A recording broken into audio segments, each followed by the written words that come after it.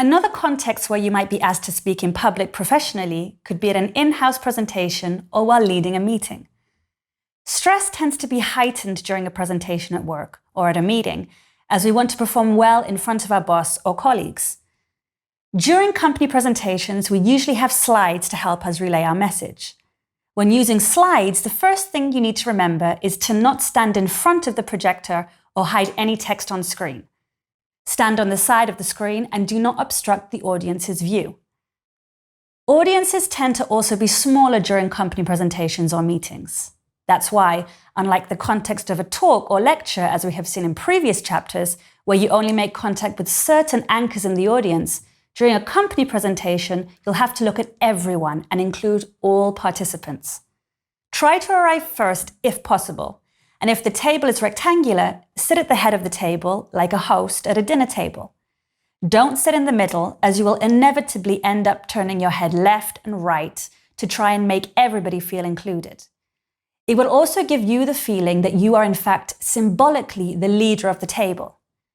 If the table is round, it's best to stay standing, a slight distance from the table, and that way everybody will turn towards you. Once you have organized your seating plan, the next thing to do is introduce yourself. Many people often forget to do this as they assume everybody already knows them.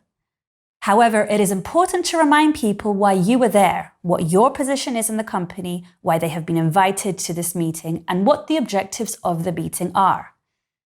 It is also important to give the duration of the meeting and the layout. For example, you could say, this meeting will last 30 minutes and we'll be looking at point A, then moving on to point B and concluding with point C.